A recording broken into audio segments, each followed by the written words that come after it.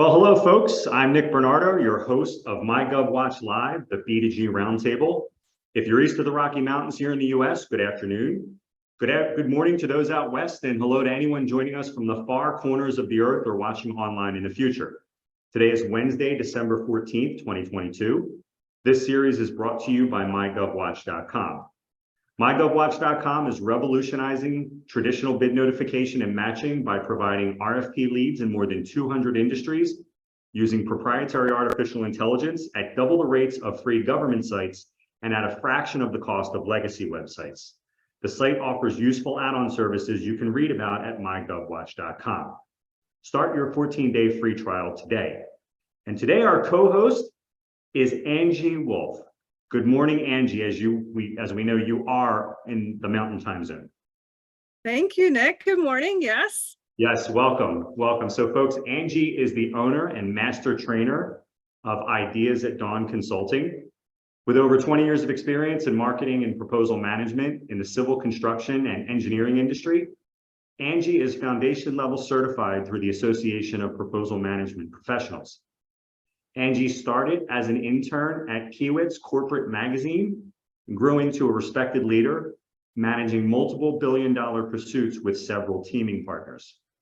She has been a part of global companies such as Kiewit, HDR, MWH, and Kramer North America on all project delivery models from best value to CMGC, design build to P3. So maybe just as an icebreaker, Angie, tell us, What are those acronyms and what do they mean for those who may not be in civil engineering and construction? Yeah, well, we'll start with the, I might even throw some more in there. So let's see, CMGC, Construction Manager General Contractor. So it is a delivery method similar to BB or DBB, Design Bid Build, which is your low bid price, usually no proposal. And then DB, Design Build, P3, Public-Private Partnerships. We're also getting progressive design builds now, CMAR, so C, Construction Manager at Risk. Oh, what other acronyms? I'm sure there's more out there, but those are the big ones. Great start. Yeah. Listening, obviously, Angie has experience in different industries. So a lot of what we can talk about can touch on different industries, just happens to be a focus in that particular industry. So Angie, you must have been involved in lots of client relationships over the years. Can you think of any stories or funny things or interesting tidbits or anecdotes that stand out? Yeah, for sure. So a couple of stories. So I'll tell you one before I started my consulting business. It was, I always remember because it's when I was pregnant with my oldest. So 13 years ago, roughly. And it's not really a joke now. And looking back, it probably wasn't very healthy, but we were on a P3 project. It was a pretty big one here in Denver it was the commuter rail from Denver Union Station out to the airport. So a brand new line, billions of dollars. We lost horribly, but the funny piece was that not only did I birth, because I was pregnant the entire time of this pursuit. It was it was a 9-month-long pursuit. And at the end, I had a baby. And at the end, we also turned in a proposal. So it's, we always say sometimes that this process can be long and arduous, and it's like giving birth, or at least women could say that. And in my case, it really was. Well, I guess in that case, it's possible to move the due date for the proposal, but not so much. Yes, and luckily, my son was 2 weeks late, so I was able to stay till the very end. But there were some people who were concerned, based off of how large I was looking, that I was going to go have labor 6 months long. So yeah, it was quite an interesting process and story, for sure. Well, and thank you for sharing that anecdote. So how did you get started in the industry? And by the industry, of course, we mean proposal writing, but you can certainly share a little bit about, the engineering and construction space. Yeah, so proposals in engineering construction space are one and the same for me. So I started it straight out of college. got a internship with Kiewit Corporation's their corporate magazine, and this was based in Omaha, Nebraska. In it, this corporate department was also the same department that did proposals for the company-wide. So based in Omaha, did proposals at this time, almost 20 years ago, actually. It was just usually for the federal government. So a lot of USACE proposals that we would do. And because I had that writing background and they always needed help, I got sucked in, probably no kidding, like 3 months into my internship, and changed roles and still wrote for the company magazine, but also then started writing and helping with proposals and have been involved ever since.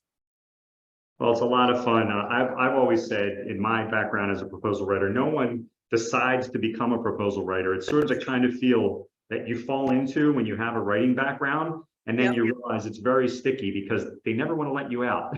So it's good creating your own business around it, right? Yeah, exactly. Yeah.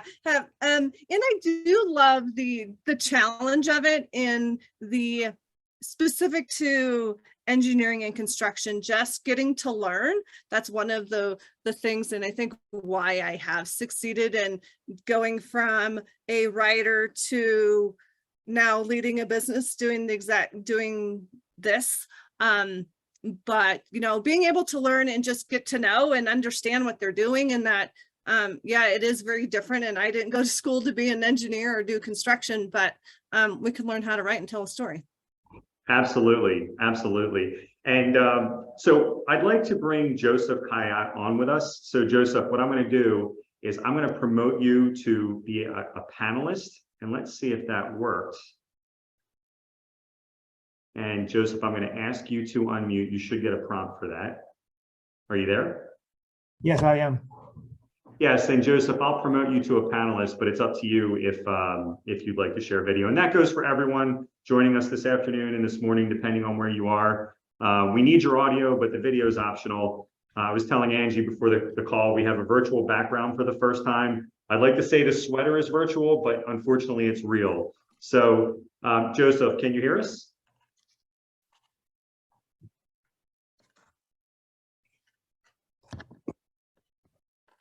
Joseph. Hi, sorry, I was switching headsets. Okay, welcome. So Joseph, what do you do and what's your company? Yeah, I am a product specialist.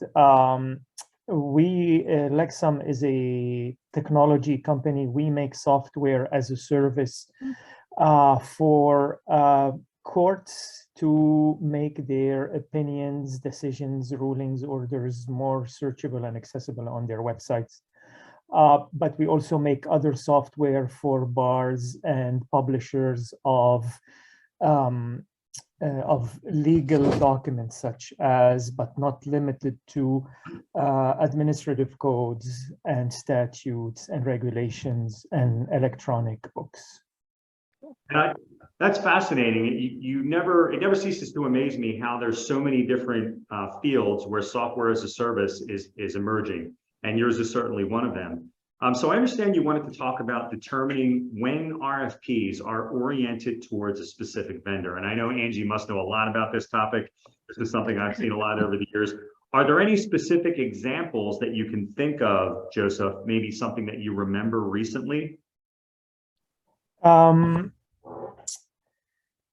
Specifically, no, but just a small open and close of parenthesis. I'm not the one who usually reply to the RFPs or RFIs. There is somebody else inside the company who does that, but I do see them because I'm the front end at Lexam. But in general, we always want to know if it's been targeted toward a specific vendor. So yeah, but I cannot pinpoint to one specific example. You always wonder in the background, what's their price limit, and is it oriented towards somebody, and are we just cannon fodders? Well, and here's my question for Angie. Angie, what is stronger? The spider sense that you get when you think that's happening, or mother's intuition? Oh, I would think mother's intuition. I don't know. I think we're going there, Nick. So but it's a pretty close second. And so, Angie, what has been your experience with this topic? In other words, how often do you see this, and when does that spider sense come up? We will see it quite a bit with particularly experience sections. Not as much in my world on the scope of work, but I could see with software as a service and certain things, and when they are prescribing certain requirements that if you know enough about the industry, you could be like, yeah, only certain firms can meet those. And so, they've had an influence into helping craft that document subtly. But it's actually one thing that I encourage my clients to do before an RFP comes out, during either a draft phase or even before then, is help craft that RFP. Get the resumes and requirements of our people, what we want it to be to match ours. Or at least, so we are in the running. Same thing with projects, like if we will tend to shrink the years. So if we have the years of experience in 5 years, we want it to be 5 and not 10 or 7. So using that time to our advantage as well. So yeah, those are the two big things. Scope of work. Sometimes they will also, similar to software and scope of services, also equipment. If there's like particular equipment in the construction industry, sometimes they will require that. And that not necessarily that a client is leaning towards a one way, but potentially towards a solution. That's the other thing too. When you're reading these RFPs and trying to understand who helped crafted them, that can be it. But Joseph, get ahead of the game and start helping make them to your advantage, is what I would encourage you to do. And everybody, that the sooner you can do that, and it puts you one step forward and helps eliminate your competition more than you realize. That's a great answer, and I would echo all of that. So Joseph, were you aware that prior to a bid release, you are able to interact with buyers and people who will influence the solicitation? Yeah, absolutely. If you have an established relationship, yes. Once the RFP is out, I think you should sort of to avoid tainting it and disqualifying yourself, you have to limit yourself to whoever is listed is mentioned in the RFP. But yeah, most of the time I'm in a very niche sector, although I made it sound like the market is large. I'm a niche sector. Usually I am already in touch with the with the client at various levels internally. So I would also add to this, and Angie mentions experience requirements. It's also a fine line, because if you are in a position to influence what ends up in the solicitation, you don't want to encourage them to make it too restrictive, because the other side of that coin, and I see Angie nodding, and she knows what I'm about to say, you don't want to put the buyer in a position where only one company qualifies, because guess what happens? The bid has to be thrown out. So you want to make it restrictive enough to your advantage, but not overly restrictive to where you're the only one. Experience is going to be one of those things, but I would assume in your field that there are people playing games with product capabilities. Is that true? Not specifically. I mean, there could be various types of organizations and vendors and web providers who can answer the RFP. So yeah, the number of respondents is not very limited. Okay, and so certainly offline or in a future session, if you had some specific examples, we could talk about those, but we would generally be encouraging you to look at the experience requirements You say it's not product specifications. I take your word for it. But does that help, or do you have follow-up questions? No, I think the answer that Ms. Wolf gave is quite clear. We will keep an eye on the experience section, the scope of work, as she mentioned, and the and other sections of the RFP where there is specific requirements that probably will orient the deal towards someone already in mind. Yeah, so yeah, perfect. Thank you very much. Absolutely, and could not agree more with Angie. So Jennifer Dunlap, we're going to come to you next. I know you have a time issue, but Angie, I'm just curious, why did you start your business?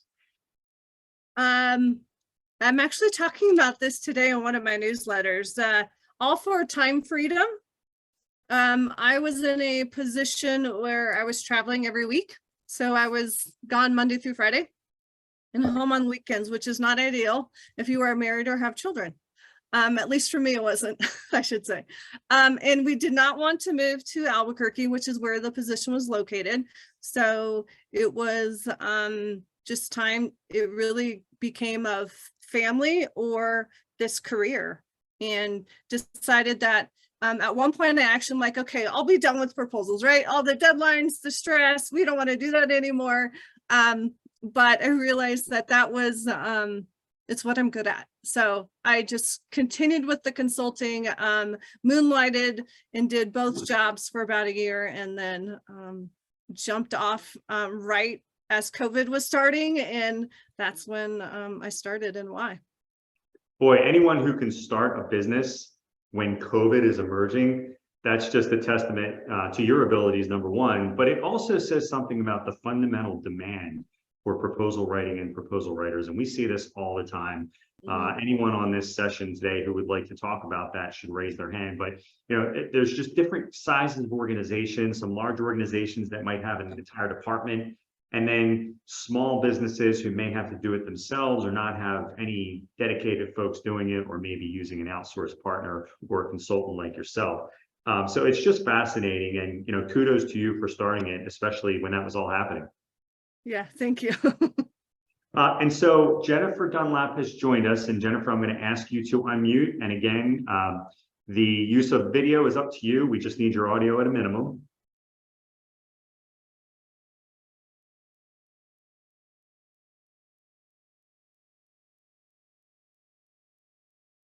Almost. There we go. There we go. And Jennifer, where are you joining us from? I'm joining you from Indianapolis, Indiana. Well, good afternoon. And what's your business and what do you do? I am a pursuit manager, also known as a proposal manager, for a company called T-Tech. We do telephony software and client engagement consulting. So we work a lot with Microsoft, with Genesys, with Cisco, with Amazon, to provide our clients with good solutions for their contact centers. Fantastic. And how long have you been working in proposal management? It'll be 7 years in next spring. Well, we might just have to keep you on as a panelist for the rest of this session. Well, I got to drop at 3 Yeah. or 2, but yeah, I'd be happy to help out in any way I can. So Jennifer, I know you wanted to talk about executive summaries.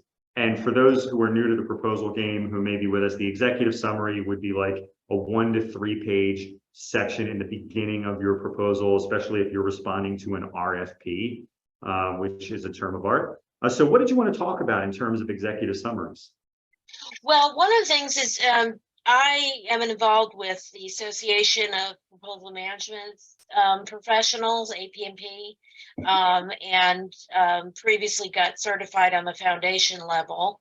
And one of the things that they recommend, highly recommend, is that the executive summary should be done in the beginning. It should really frame how you respond.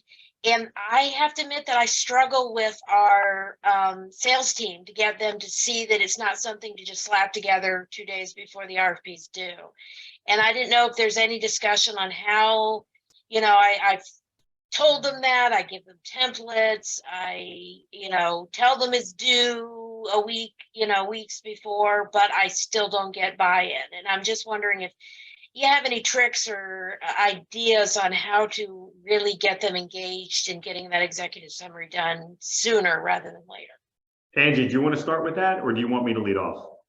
No, I'll start. Go ahead. Jennifer, yes, I've taken both foundation and practitioner certifications as well. And I would say be flexible with that.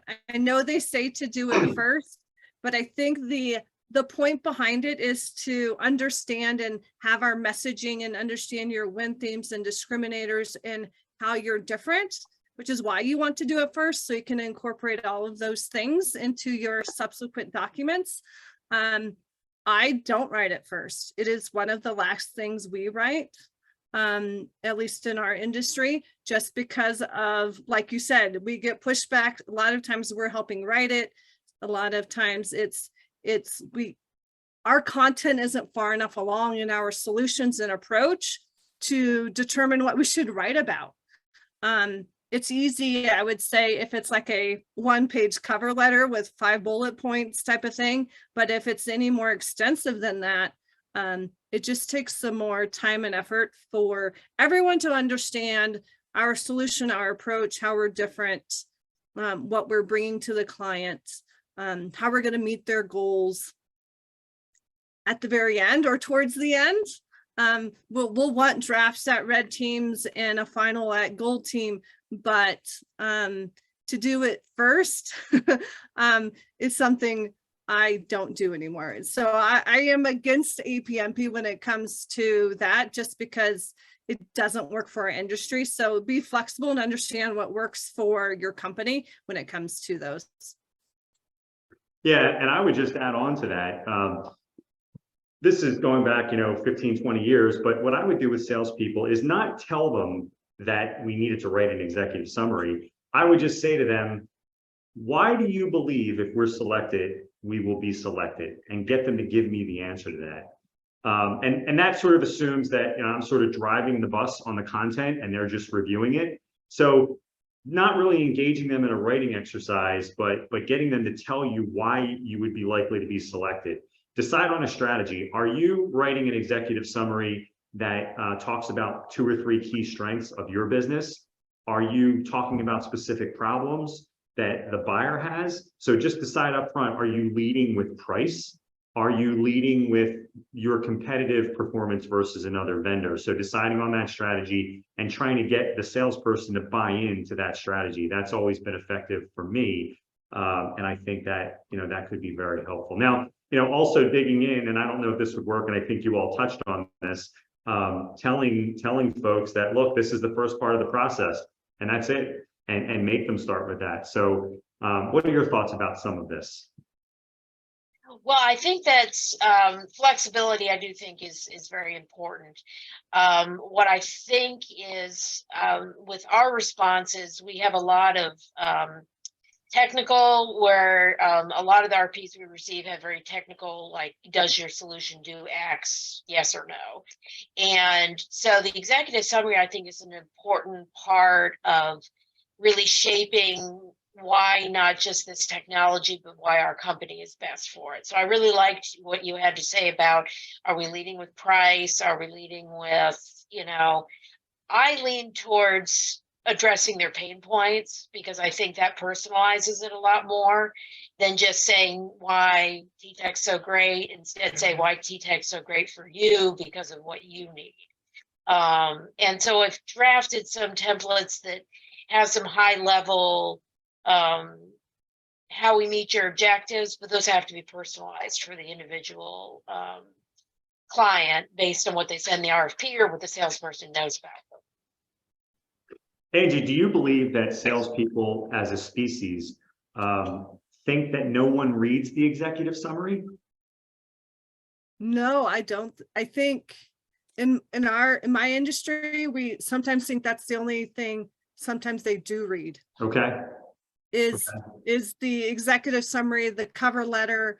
But it does depend if it's scored. So I just worked on a proposal and we added an executive summary and it wasn't scored. We're like, we're doing it because we want to, but they might not even look at it.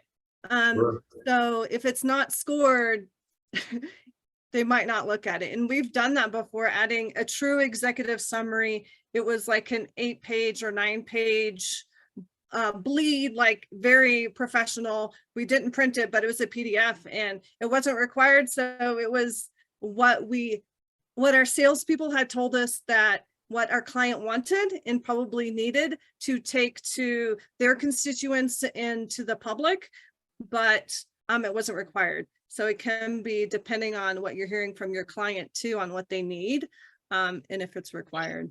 And that's for anyone else who may be listening. Just because the executive summary is not requested doesn't mean you can't include one unless the RFP specifically says, do not include something if we have not asked for it. So just sort of to tie a bow on it, Jennifer, it's just so important that we try to identify for the salesperson, what are the things that they think are going to carry the day in terms of winning the award, and trying to get them to buy in up front to engaging in that process. And it's never easy, but if you've been doing this for 7 years, you must be getting pretty good at it. I hope so. So follow-up questions, Jennifer? I don't think so. Not related to executive summaries. No, I think that's pretty much, what I had a feeling, and it's, moving target. I also think that I like to say to them, if they can have a draft, as you said, just even an outline of what are our win themes, so that it can always be updated as we move forward in the process. So maybe have some kind of rough draft, just so that the person, because the salesperson doesn't answer the technical questions, but it's good if we can kind of work into our technical responses something about the win themes. Absolutely. I see you nodding there, Angie. Comments? Yeah. No, I say that's a for sure, like making sure it is connected and it's call it a cohesive document, and using that technical narrative to also sell, because that is the point, for at least that's how we do it. So it is truly a sales document from page 1 to page whatever, not just responding to the requirements.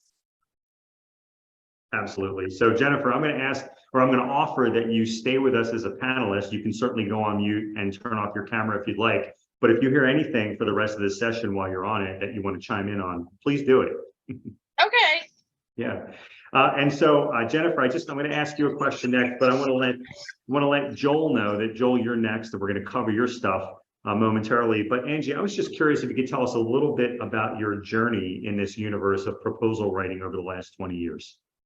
Yeah, it's been for some a wild ride. For me, it's been exciting. So I started in Omaha as an intern, an hourly intern, right? Getting paid, $13 an hour probably, right? College degree, making not much money. But transitioned into that same department where I transitioned into the administrative assistant for the department, which also was working on proposal writing, working on the magazine. I ended up getting to travel throughout the US because we were a decentralized company at the time, and each office was their own profit center. So we would go help them. They'd be like, hey, we got this proposal we want to go after. What do we do? And so we'd go out there and fly out there and help them through this process. So that was, it's weird to think about it. That was just 1.5 years. And then based off of my relationships I developed in the company, came out to Denver to work with the company at one of the offices out here with their building group. 1 year later, based off of the relationships I developed, went out to California, was there for another year, came back to Denver working with the civil group here, in Denver, and then went down to Albuquerque and then back to Denver, all within Kiewit. So all within business development, marketing, proposals, helping with small business, with outreach, with all of those things that go into that pre-bid and bidding process. And then at one point left and went to HDR and got interested, or was in the engineering space for about a year, decided it was way too boring for me and not exciting enough. And then came back to Kiewit, and yeah, it's all been doing that. And then at one point, I took a break out of proposals. So having kids, had two at this point, decided, okay, I don't want to work these deadlines. So I was working on the data management side of proposals. So helped Kiewit bring in a couple software. So similar to Joseph, not providing the software as a service, but we had to go find solutions for the company. So in helping, we started with developing ones internally. So custom solutions was not going to work for proposals. So we went and bought off the shelf solutions. And so spent 3 years of my career helping implement solutions in data management, knowledge management, everything when the company started to centralize proposals. So yeah, it's a little bit of everything, both in the bidding environment, but also even within proposals. Yeah, it's just so amazing to me how many twists and turns there are to being involved in this world. And for people who are new to proposal development, what are some of the biggest misconceptions about the process of what it takes to write a winning proposal? That we can just hand it over to a technical person and it will be perfect. That's one thing that I never do, is just hand it over and assume that they really know how to do it and write.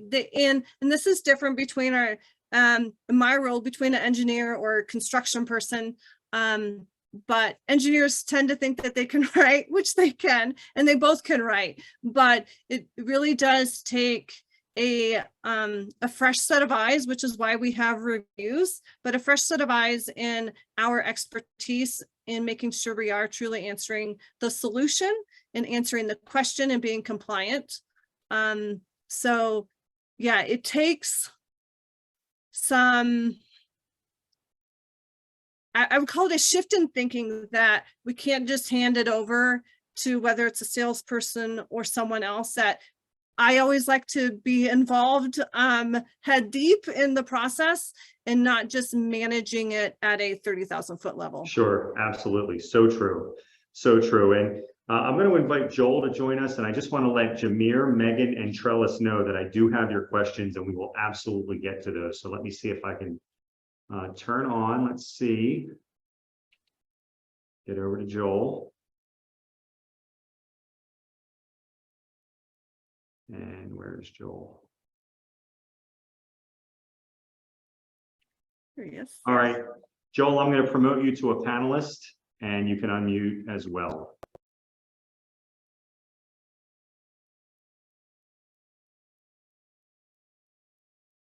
And Joel will just give you a few seconds here. And we can always come back to you if you're having trouble or if you walked away, but we'll see if you can join us.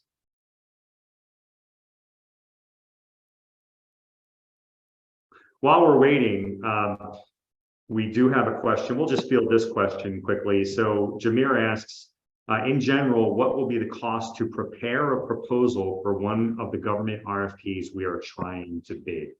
Boy, that's a tough one, Angie. Why don't you start with that and I'll add some thoughts. Yeah, I'll always say it'll depend. And it depends on page count, number of volumes, how much content you have. So in the construction engineering space, if it is a proposal, not a quals, with a technical approach, which now the government and most entities are now requiring a technical approach also with your quals. So it looks at, and there's some formulas that I have related to based off of your number of pages required and understanding that level of effort. So coming up with, we'll say, in general, like 8 to 10 hours per page, that's all in. That's from just proposal development though. So that does not include pricing. I don't do the estimate piece, so those are not in my numbers, but that would include from writing to editing to graphics to the review processes. So that's like a big number that you could throw out that would take your number of hours that it would take. And then based off of that, throw an hourly rate to it or whatever your overhead rate. But I've been on proposals where companies will pay me, usually it's like 30,000. That's just my hours in my team, not within their hours, but up to, I've been on pursuits that take months and years and we spend millions. Absolutely. So it does vary, but in most cases, it's usually a lot less than that, but just depends how many people need to be involved. Yeah, and Jameer, I would add to that, in my experience, we have also seen companies who are doing the proposal development internally who have budgets in excess of $1 million. And this would be an example where it's an incumbent situation for a contract that's generating $100 million a year. They're investing $1 million in proposal development. I'm also aware of outsourced proposal writers who will work from $35 to $75 per hour, depending on where they're doing it from. I'm also aware of situations where outsourced partners will charge, a flat fee of $5,000, and even situations where outsourced proposal writers will take a percentage of the win, assuming it's something that is, over a longer period of time.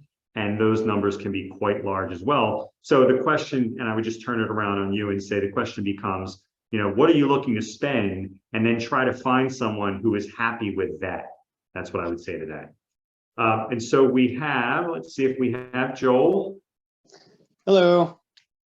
Hey, Joel, welcome, welcome. Thank you for joining us. Where are you joining us from and what does your company do? Joining you from Clatskanie, Oregon, over on the West Coast. And my company is Big Trash Panda Junk Removal. It's kind of a mouthful. We do junk removal, property maintenance, and we're pretty new to the space, so still getting familiarized with the process through sam.gov and writing, doing some writing ourselves here. Yeah, it's fascinating, and am I to understand, and you might have mentioned this to me earlier, but are you new in business? Yeah, the company's only 3 months old. So I became aware of government contracting not very long ago. So I'm just pursuing that. It's an obviously, it's a lucrative segment to be in. It's a good space to be in as a veteran, as a small business. So that's just kind of where I am, and still exploring, and have yet to win my first contract. I'm looking forward to it. Well, there's just so much opportunity out there. And so are you interested in federal or also state and local? Yeah, federal, state, local. Okay. And I take it you're already doing a lot of private work. Is any of your private work done through the RFP process, or is it through relationships? It's just through good old-fashioned business networking and relationships. Okay. And so I take it you've gotten your sam.gov account set up? Actually, I'm not entirely sure. I'm at the point where I think they're supposed to assign me a cage code, and that's been in a holding pattern for probably too long. I see under my entity workspace, ID assigned 1, and then work in progress registration is also 1. And I don't know how to push that along, or if I'm not supposed to push that along. Well, I will just say that there are people, you can't believe, the complaints I'm reading on social media in some of these government contracting groups. The folks that run the help desk there, it used to be a very efficient help desk, but unfortunately, I'm assuming with COVID, it's gotten really difficult to get help from anyone. So I wouldn't give up. I would keep going. There are consultants out there that help with sam.gov. I mean, who can believe it that there would need to be consultants just to have an account on sam.gov, but it's a thing. And I would say that at the state and local level, or also at the federal level, because you're a newer business, I'm assuming, and tell me if this is right, are you trying to operate within a certain geographic area? Yeah, so yes and no. The immediate answer is yes. Oregon, California, Washington, Idaho, anything within, that's, quite the drive, but there's nothing wrong. What I do is not rocket science. So I could hypothetically fly into Virginia or Ohio and do junk removal or property maintenance. It's, our kind of overarching NICS code is 56, which is like an umbrella code for a whole bunch of other property maintenance, junk removal jobs. So to answer your question, immediately, yes, but there's nothing wrong with like looking at potential contracts that are geographically distant. Sure, within reason, it sounds like. So are you familiar with a website called usaspending.gov? I am, and that's actually going to lead into my next question. Go ahead. So I did do, that's how I found my my codes, my next codes that I wanted to use by keyword search, and then looking at the actual code. But I think what I might do is look for larger companies that, in order to win a set aside contract, they need to work with someone like me. And that might be a better entry or a potential means to get some of these contracts. I don't know. What do you think about that? Well, I wouldn't look at it as being a pecking order. I would say it this way. People get into government contracting in many different ways, but you mentioned one of them. So you mentioned you're a veteran. Thank you for your service. Do you have a service-connected disability?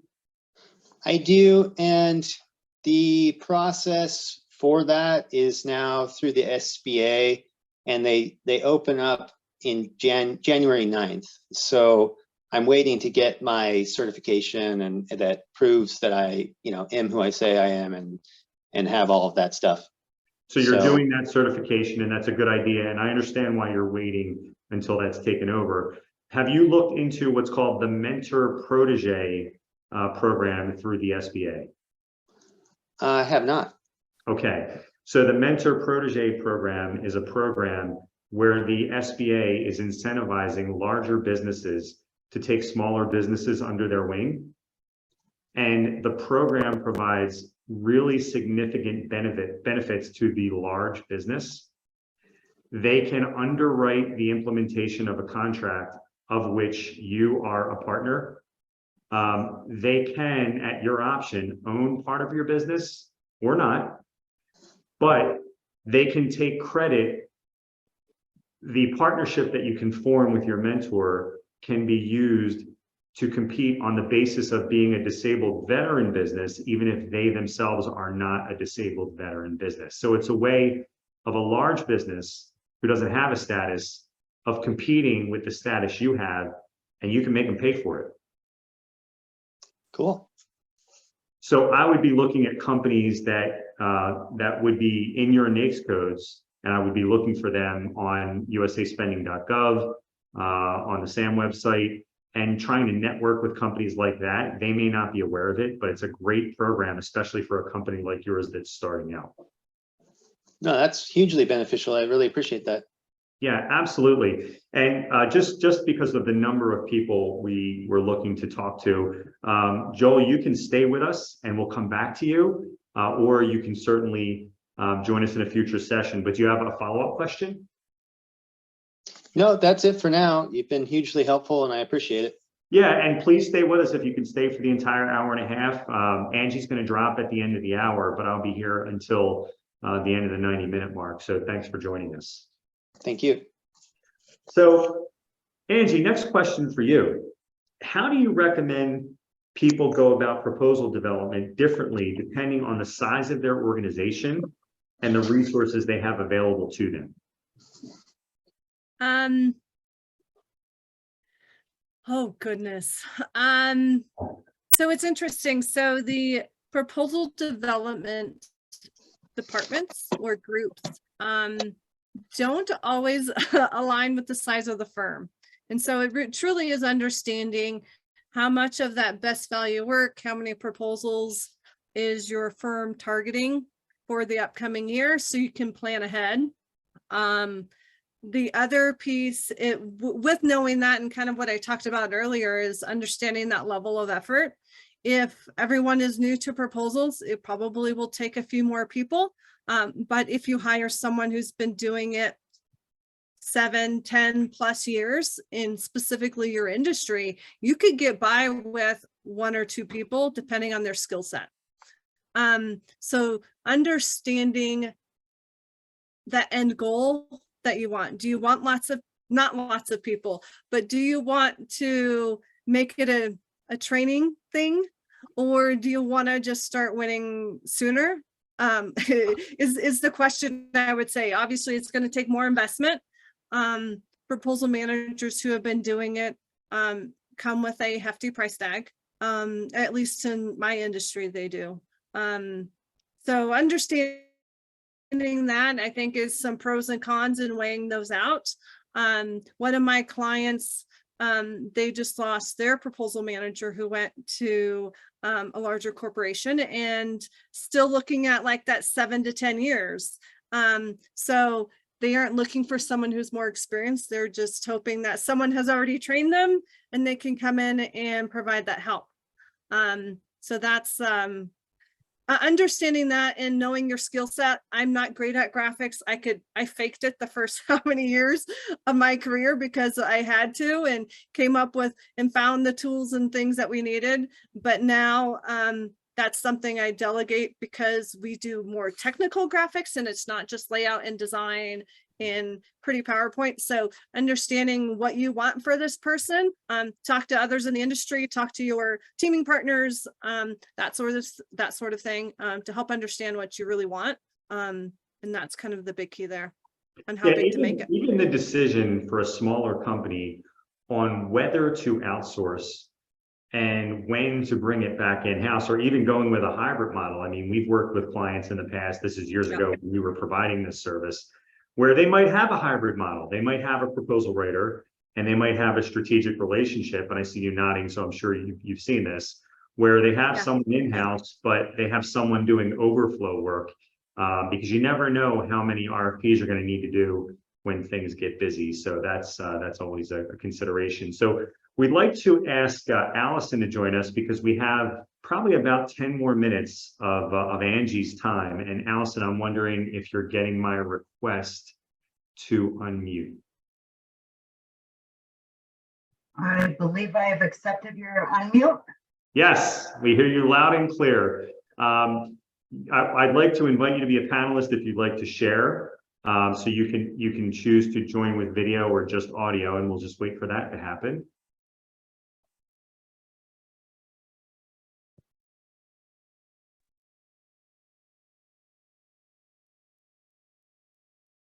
Okay, Allison, are you there? Yes. Fantastic. Welcome. There you are. Good afternoon. And where are you joining us from, and what does your company do? I am joining you from Southwest Florida, and I am also with T-Tech, as Jennifer Dunlop was as well. My role, though, is a little different. I get involved in proposal writing from a professional services perspective. So I'm assisting the proposal writers in scoping and pricing and building the content for the responses. So you're actually writing copy, is that what you mean? Correct. Not easy getting the expertise from the subject matter experts, is it? Correct. No, it's not. What are some of the tricks that you use to try to pull teeth? I've identified within my services organization a team that is both technically and service competent in our bidding process. So we have a consistent team that we use to assist in the content. Okay, and so what topics involved in proposal content improvement did you want to talk about with Angie today? So really touching on a few of the topics that have come up. One is around influencing the RFPs. Of course, we always want to be a part of that RFI and help form what the content and the requirements of the RFP is going to be. Unfortunately, that's not always the case. Whether it's a brand new prospect that we don't have an existing relationship with. Do you have any sense on what the success ratio would be if you have not had that existing relationship and that influence in drafting the RFP? I find the success rate, I think, is probably significantly lower. For sure, Allison. And the other piece of it, I would say, is it is those client relationships, right? Clients tend to pick people that, if they are allowed to, right? So you have to take into consideration your RFP or whatever that selection process is. If price is 90%, or if it's an LPTA, another acronym for you, Nick, an LPTA, or something else that, and it truly is price, then right, we don't want to waste our time trying to influence that proposal, because we'll pick the low bid. But if it is a best value where price is a component or not in the factor at all, having those relationships is very important, because they will want to pick someone who has the experience, and probably someone they at least can say they kind of maybe know, like, and trust. Our clients tend to want to pick those people, so it would always be hard, if it is a best value situation, to beat either a not only incumbent, but as someone who has experience working with them. Okay. Yeah, and I would just add to that, in my experience, don't make the perfect the enemy of the good. And here's what I mean by that. Always, if you can influence a procurement, always try to do it. However, and this is a huge however, we have seen many, many examples over the years of people winning proposals blind or cold. Now, is that the preferred way of doing it? No, but I've just seen it happen too many times to discount it completely. So, trying to understand, do you have the ability to influence? That's going to be part of it. But we are also seeing that some people in government, and even in the private sector, they don't want to be influenced.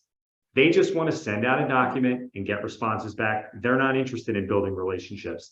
One way you can find out about things like this is through the open records process. If it's a government opportunity, and if you happen to be selling something that's a service nature, even a product nature, you can do open records requests either yourself or through our website to find out how were evaluations conducted in the past. And you can use that information to decide, is this something that's relationship based, or did they look at it very objectively? And a lot of times the documents you can get through an open records request will show you that. So does that help?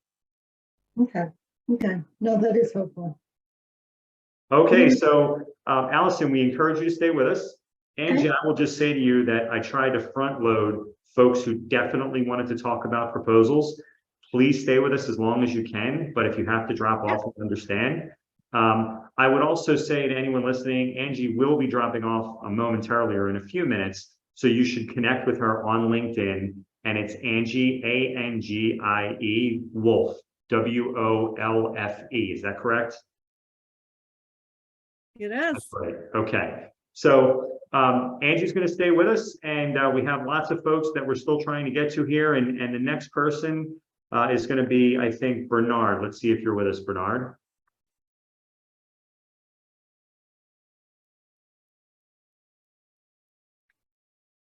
Okay, Bernard, I'm giving you permission to join us, and you can join as a panelist or you can unmute.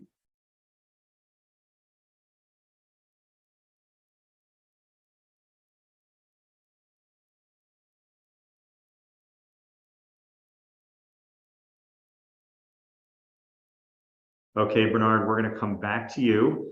So the next person that we're going to speak to is Abhijit, and I'm hoping I'm pronouncing that correctly. Is that correct?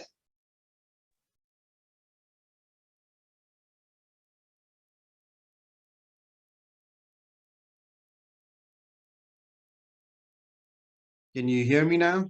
Yes, sir. Can you hear us? And he's just joining us as a panelist. Okay, I'm back on. Yes, sir. Welcome. Welcome. And did I pronounce your name correctly? Yes, you did. It is Abhijit. Yes. Thank you, Abhijit. Thank you for joining us. And where are you joining us from, and what does your company do? So I'm joining in from Atlanta, Georgia, and I'm a director of business solutions for a company called Aptad Incorporated.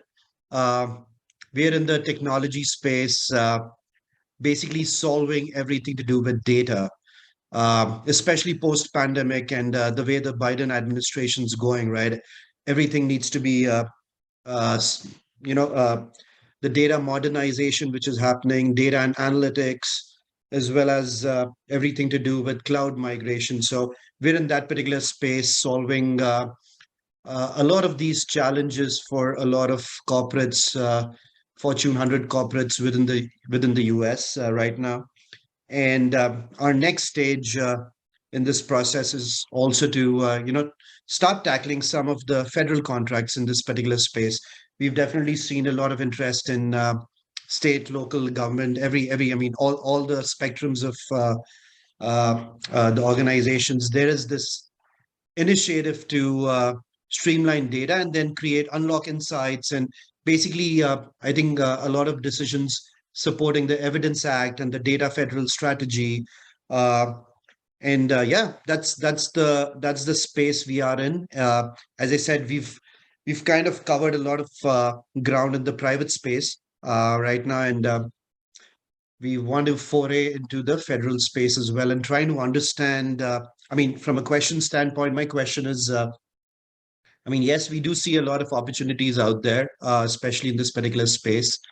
A lot of times, my strategy as setting up a sales process is to respond to as many RFPs as possible. If there are 40 RFPs out there, let's respond to 40 of them, because the win rate, I go with the assumption, right, we'll win 20% of them, as the primary contractor or a subcontractor. But the idea being, let's create a process to respond to as many as possible. And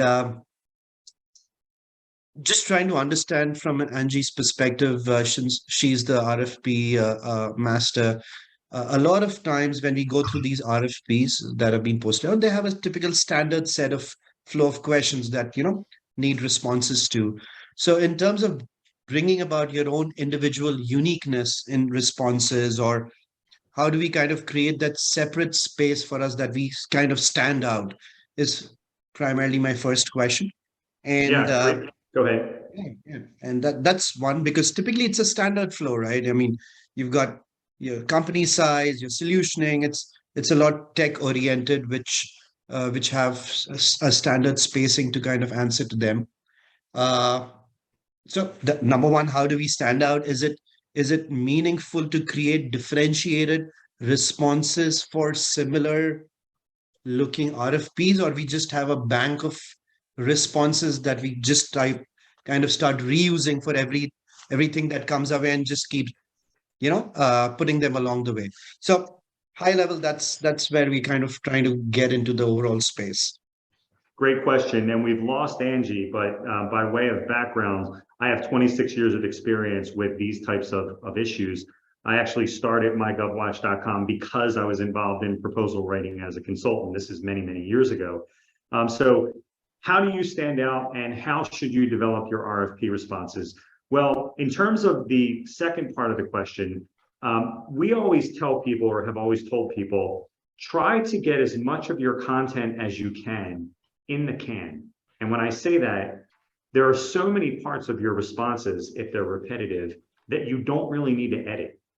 Try to identify those and try to put the draft together in such a way that you are creating or putting that content in and plugging it in as quickly as possible, so that maybe you're spending a day or two just plugging in things that are already written. Now you get to figure out, how are we going to take the canned response and make it something that can win, right? And you want to maximize the amount of time that you have available to work on that part of the response, right? And so then you need to ask yourself, what is going to cause you to win this RFP? For example, is it price?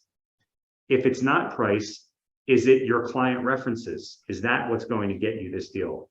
If it's not that, is it some combination of unique attributes for the way that you manage data? So you have to ask yourself, not simply, what should I say in the RFP, but what is my strategy for writing content that will win, right? And decide what that is upfront, right? So that's the first step, is deciding how you should go about writing the content that will help you win before writing it, and only after putting all of your stock content into the draft. Does that help?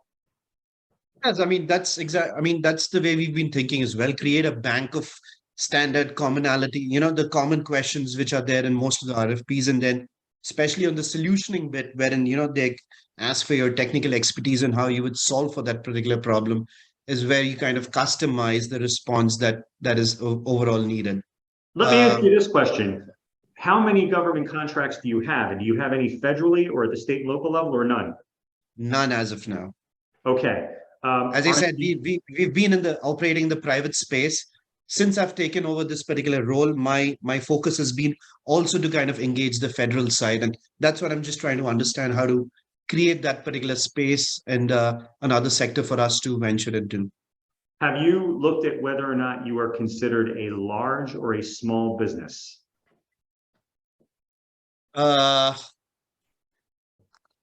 I'm in that stage right now to I don't know what how the federal government would treat me. I know my revenue numbers, I know my employee strength. Okay, we have so about here, 600 employees out there. Yeah. So this is your business? No, I'm part of I work for this company. Okay, and you have about 600 employees, yes? 600 employees globally. Okay, so depending on your NAICS code, the North American Industry Classification System, you may be considered a large business or an other than small business because of the number of employees you have or because of your annual revenue. So it's either an employee size standard or a revenue standard. So first things first, identify all your NAICS codes and find out, are you a large business in all of those? If you're a large business, that's important to know that federally, because then you know that you can't compete if it's a small business set aside. So that's going to be an important step. We mentioned the mentor protege program before. So assuming you are a large business, you could be looking at it from the other standpoint. There are certain advantages to teaming with small businesses through the mentor protege program that the SBA has. So that's something that we encourage people to look at. Now, how many different types of services do you offer? In the entire tech space, we have about 10 different services of practices that we internally have that we're offering. Everything to do with, legacy platforms and everything that, like a DMV has their entire system of managing licenses. It's all data end of the day. How do you manage the data and connect systems? So those kind of operations is what we kind of want to get into further. Do you feel that the services that you offer, do you have a broader service line, or do you do more different things than your typical competitor? When I say that, what I mean is, if you do 10 things, are you competing with companies, that also do those 10 things, or that maybe only do one or two of those things? Typically, we are competing with company. It is a generic space. Technology is technology. A lot of larger organizations than ours also do the same thing in their space. They have more scale, they have more niche. What we pride ourselves is specialized in this particular space itself, rather than, looking at the overall spectrum. So we are more boutique into just solving data challenges. I guess that's how we would position ourselves. Have you ever heard of something called the purchasing threshold for what requires a solicitation? No. Okay. Not. And I forget what the term of art is. If we trade some emails after this session, I'll get it for you. But there's a certain dollar threshold below which the federal government does not need to do a solicitation. So I would be looking to meet people who can buy what you're selling. And I would be looking to offer solutions that happen to be below the threshold. Because if it's below the threshold, they don't have to do something as complicated as a solicitation. So they may not be very big sales, But if you can identify some of the people you're selling to and identify needs that they have, I would try to craft solutions that are below the threshold, and we can trade some emails on what that threshold is. In the term of art, it's just escaping me in my old age. But that is certainly a strategy that we've seen people use. So I mentioned earlier usaspending.gov. Have you spent any time on that website? Not much, not much. Okay, so you can also do searches on that website by NAICS code to identify who you're competing with on one hand, and learn which government agencies they're doing business with by searching by NAICS code and seeing your competitors and who they're doing business with. You can also use that website to identify folks that may not do all 10 of the things that you do, but maybe they do 1 or 2 of those things.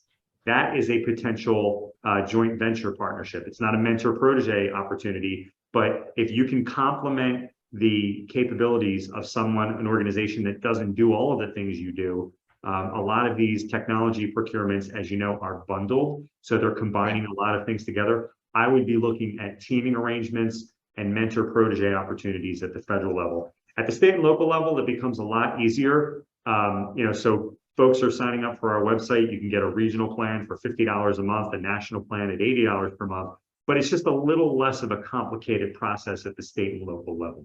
So I encourage you to stay with us. And certainly if you have follow-up questions, we can cover those, but does that help initially?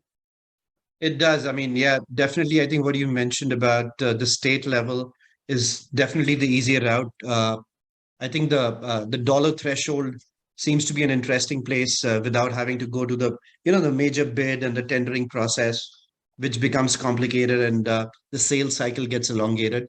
So yeah, I think these 2 things stand out for sure. And yeah, look forward to more inputs. Nick, thank you for that.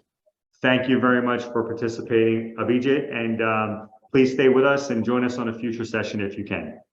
I will. Thank you. Thank you as well.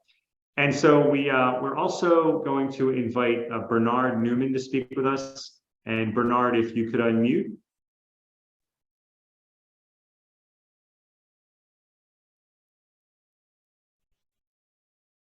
I think we may have you, Bernard. Yes, how are you? Hey, good afternoon. How are you? Doing very well, thanks. Well, thank you for joining us. And Bernard, thanks for sharing your video as well. And Bernard, where are you joining us from and what do you do? I'm joining you from Atlanta, Georgia, and we are a 22-year-old privately held company that focuses our attention in 3 different areas, managed services being the high-level overarching function, but it's document management, which has everything to do with on-site print, mail, records management, anything to do with managing documents in that world, the life cycle of those things. Second category is facility services. I make the distinction between soft facility services and hard. We're not doing the boilers and chillers and lighting retrofits and roof remediation. That's hard facilities, property management. We're doing the softer stuff like central receiving and warehousing and shipping and conference room scheduling and all those things that are required to support people that work in buildings and in campuses, both across government entities, educational institutions, and corporate environments. And then the third space for us is professional services.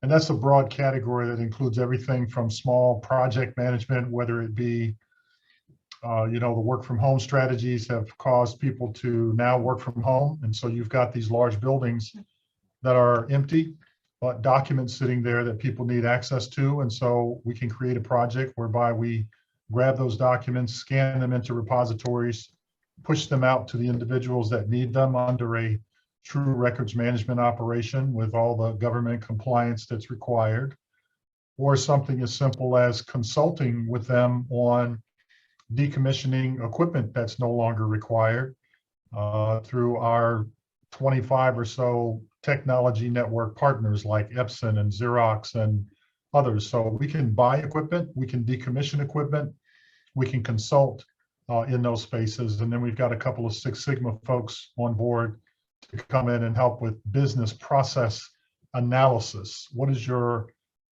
facility services, your admin services look like? Are they operating at top efficiency?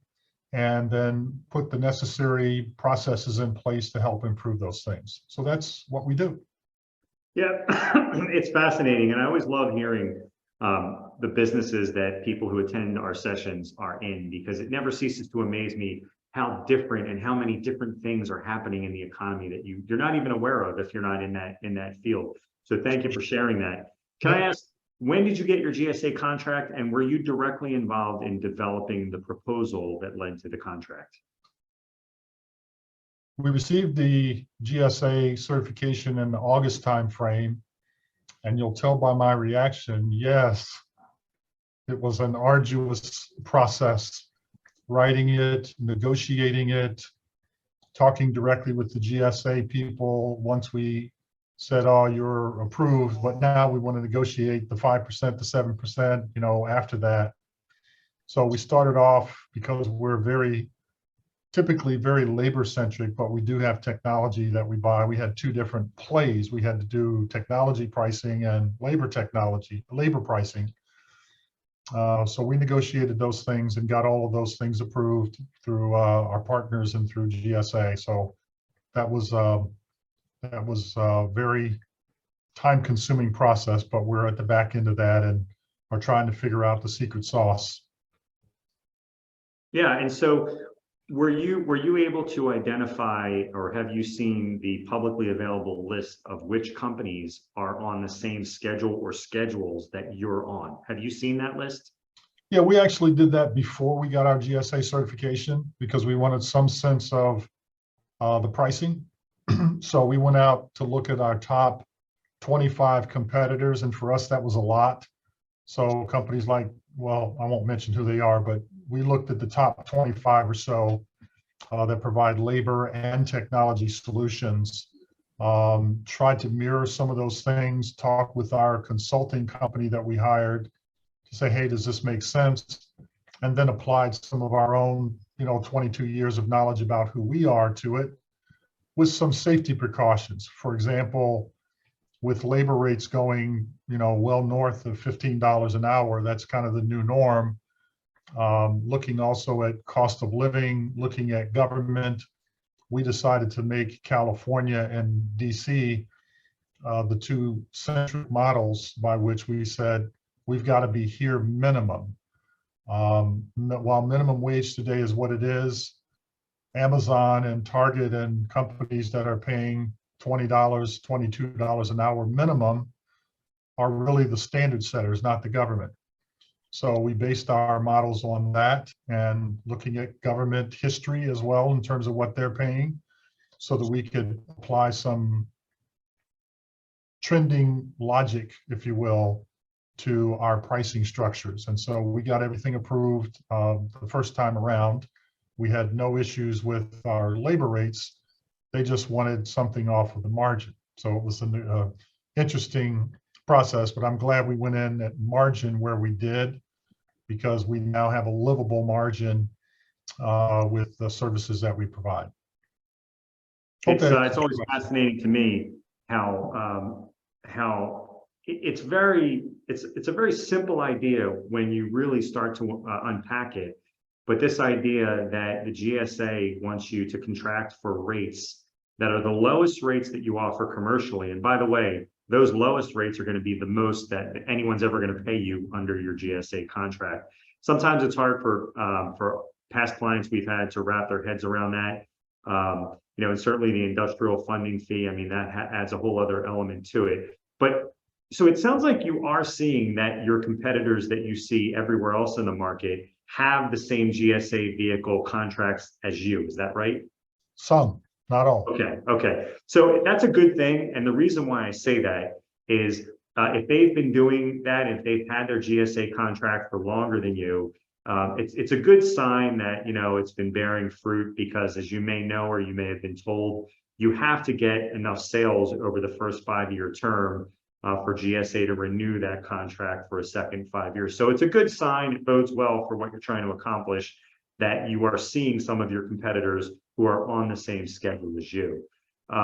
So in terms of some of the things we've already talked about, and by the way, are you only interested in federal, or are you also interested in state and local? All of those, all of Okay, the above. yeah, because the answer state and locally is far different than federal. I mean, federal, there are consultants, and they've been on prior sessions. You can look us up on YouTube and see what other consultants have to say about this. But there are consultants who spend their careers just helping people figure out what to do federally. So this is not meant to be exhaustive, but certainly understanding who is buying the products and services that you sell by spending time on the usaspending.gov website. That's going to be a big start. I think we spoke earlier about different trade events. Now, fewer of those things are happening, but I think what you're going to see over the next year or two is federal agencies that used to have a lot more in-person events are probably going to start, going back to that if they haven't already started doing that. So there is no silver bullet. Like I always try to tell people, it's not just one thing that's going to get you to the promised land. Unfortunately, you have to do all of the things, right, in order to make enough headway with any one of those things to meet the right people so that you are able to influence a procurement before it comes out. And that's really the goal. So, one of them is going to be talking to people at these different events at the agency level, right? And you can see those on the at the department level. So, Department of Defense, Department of Energy, Department of Education. You can get on department-specific email lists to hear about different events that are happening. So that's always something that we encourage. Now, if I'm not mistaken, did you tell me before, or maybe you did, and I apologize if you did, but did you look, so you are a large business, I take it, is that right? We are a small business. Okay. Are there any other statuses that you can assert other than simply a small business? We are in the process right now of getting our 8A, which we believe will broaden the ability for us to have set-asides. So we'll have, set-asides for 8A, then we'll have set-asides as small business. And obviously, as you grow, you kind of lose that once you get to a certain revenue threshold per our understanding.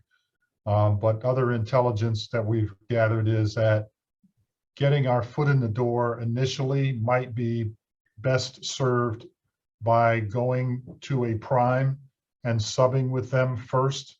Yes. Get that experience first, and then you're taken seriously. Then you have past performance within the federal government. It's nice to have 22 years of commercial experience with an AT&T or Coke, which we have. But if you're the federal government and Department of Interior or Department of Defense, that may not sway quite as well with them. So that's our initial thought. So we're looking to identify those folks that are already in that world to partner with them first. That's strategy number one. We think that's yeah. And I just want to comment on that. I've operated a consulting practice specifically around subcontracting for several years. And have you heard the term OSDBU at the department level?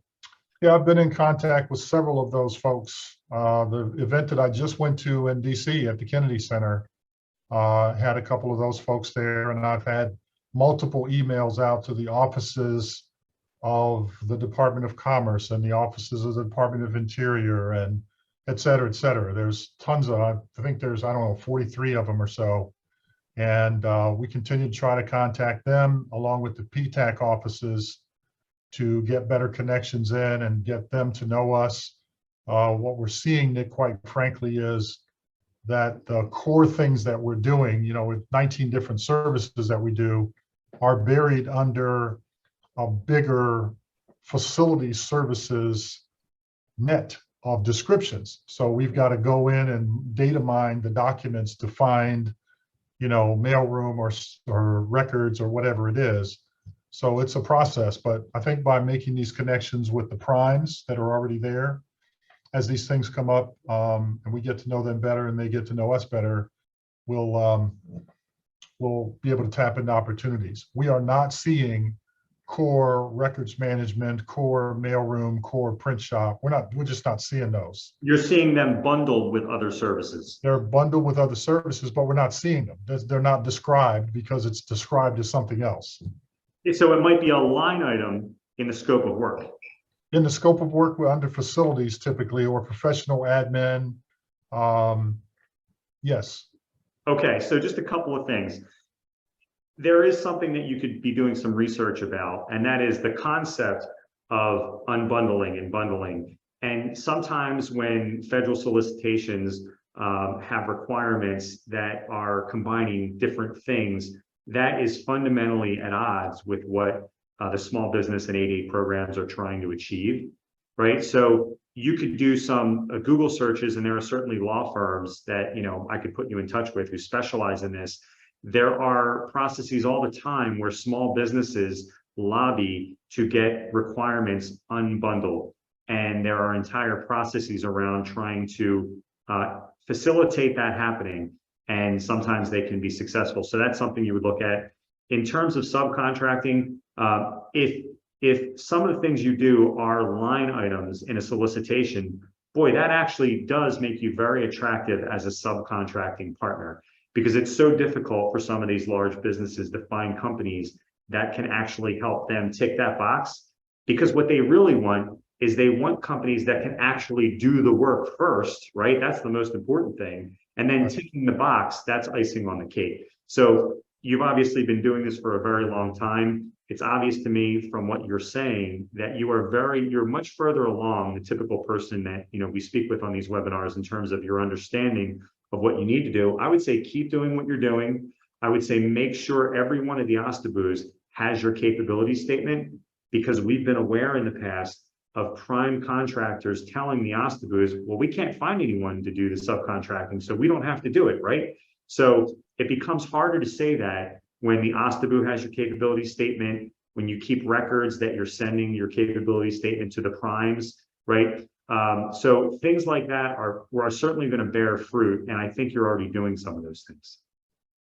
Yeah, we are so far. It's just, as you know, terribly difficult mining through, you know, the Army, the Navy, the Department of Commerce, you know, there's like lots of them.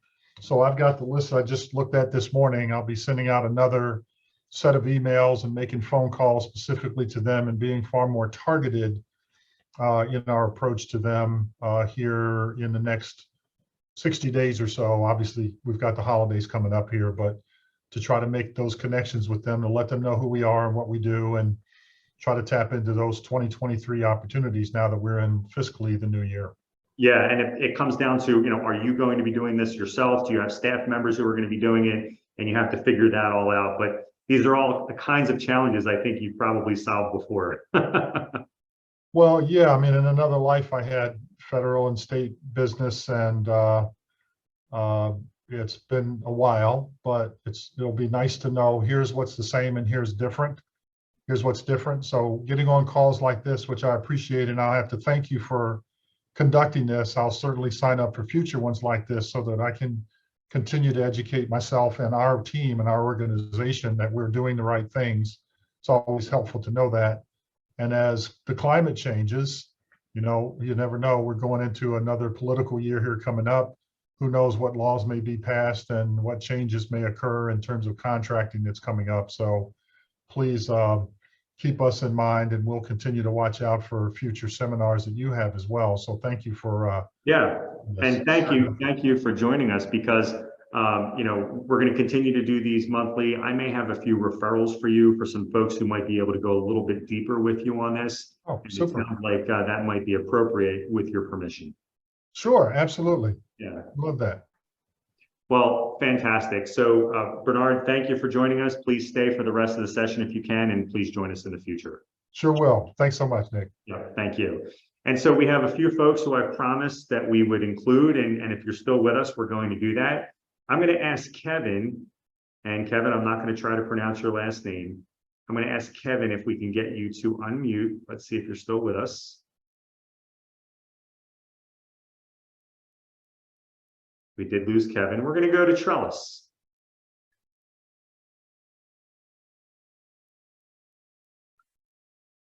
And Trellis, are you there?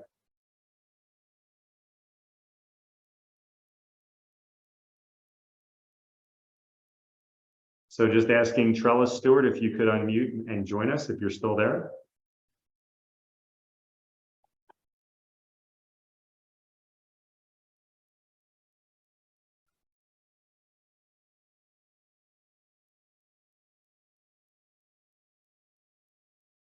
So we do not have Trellis.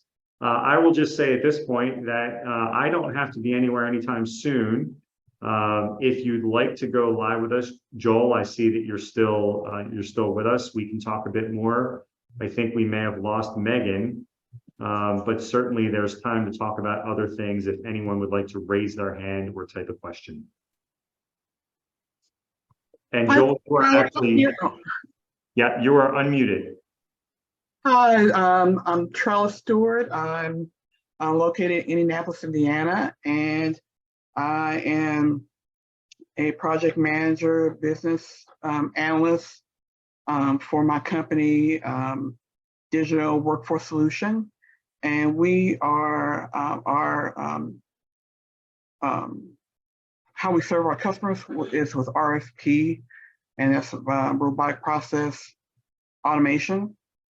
And we target customers or clients, I should say, that are wanting to not necessarily scale down, but they want to use their resources to the best of their ability. I know for a while that the common saying was work more with less, which, you know, that could really mean a lot of long hours for your employees.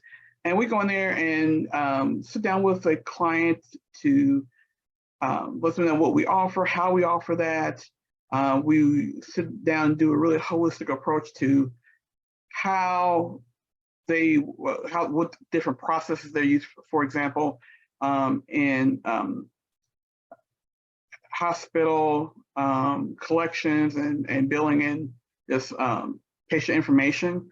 That can be a lot of manual information entered in there, and also a lot of chances for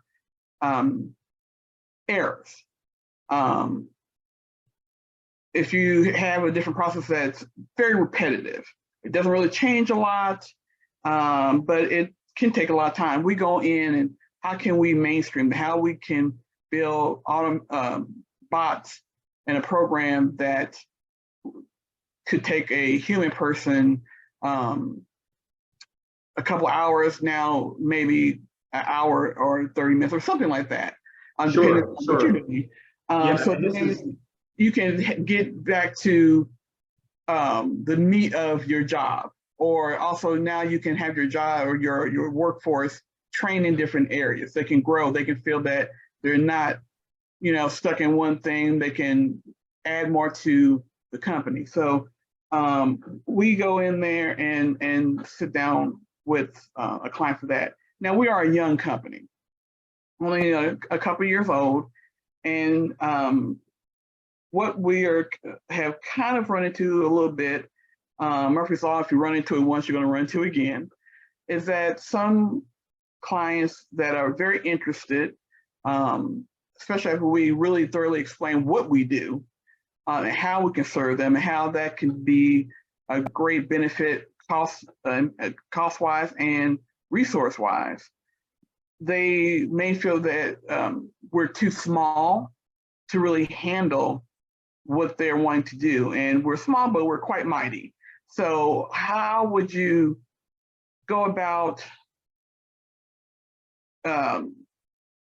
really trying to put a potential client at ease to, like, oh, well, okay, they're small, but they are here to really serve us and, for lack of a better phrase, give us that really high-end luxe boutique experience. Okay, great question, Trellis. Let me ask you this. Are you asking this question as it relates to an RFP process or just in a private one-off sale? Out of the RFP process. Okay, all right. So basically what it comes down to, if there is an RFP process where they're saying, look, we're buying this service, robotic process automation, and typically they're going to give you, a request for proposal, and they're asking you to make a proposal. So let me ask you this question. Are you running into situations where they're not creating minimum requirements? Like, for example, one minimum requirement they could put into a bid would be you must have been providing robotic process automation to at least 3 government agencies for at least 5 years. Are you seeing things like that? We aren't seeing that. There is no, like you said, there is no minimum they're giving us. Okay, are they giving you that feedback before the solicitation comes out? Or are you getting that feedback after you submit the bid and they might debrief you or give you some feedback after you submit an offer? After. Okay, so I guess what I would say to that is, what level of awareness do you have of the companies that are actually winning the bid? Are you finding out after the fact who's winning? Exactly. We're finding out after whoever, who happened to be in the running. And also we try to do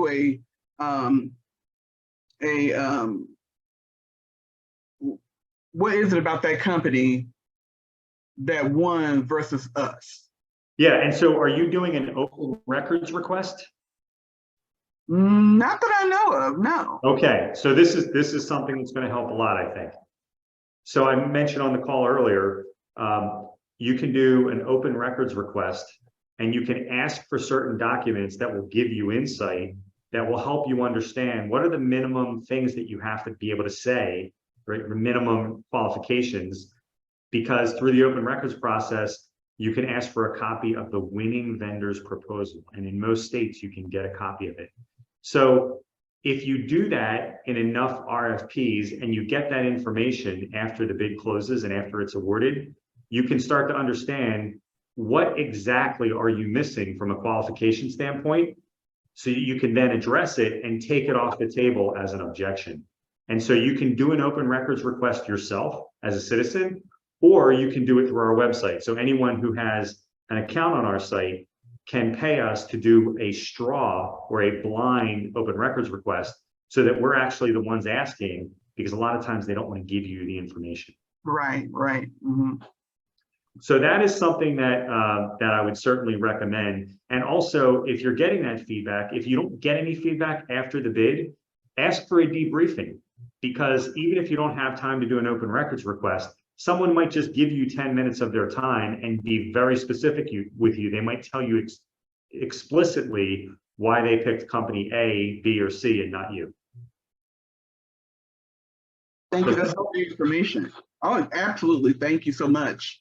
Yeah. And so we encourage you to have an account on our site, and please join us at a future session of MyGovWatch Live. Will do. Thank you so much.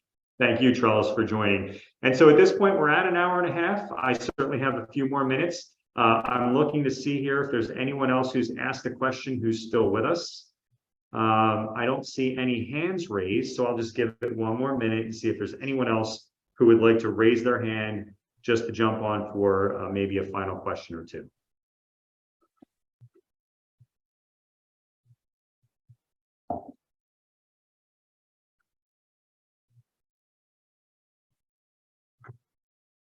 Okay, so Bernard, are you asking to unmute? Do you have your hand raised? Yes. Yes, thanks for joining us again. Yeah, just a quick question. Is this session recorded? Oh, yes, my apologies. Yeah, this will be on our YouTube channel within a week, I would say. And particularly in your case, Bernard, I would say that you're going to want to check out some of the earlier webinars that we had this year, because a couple of the referrals that I'd like to make to you are folks who have co-hosted in recent months. But you can look us up on YouTube, MyGovWatch Live, and you'll see this one there within a week. Awesome. Thank you. Yeah, thanks for joining. So with that, folks, that'll do it for today's edition of MyGovWatch Live. Don't forget to connect with Angie Wolf on LinkedIn. She joined us earlier. She's a frequent poster. Her website is ideasatdawn.com. And remember, if you're not already a subscriber, start your free 14-day trial of MyGovWatch.com today also. If you want to win more government contracts and spend less doing it, you'll be glad you did. And thank you so much.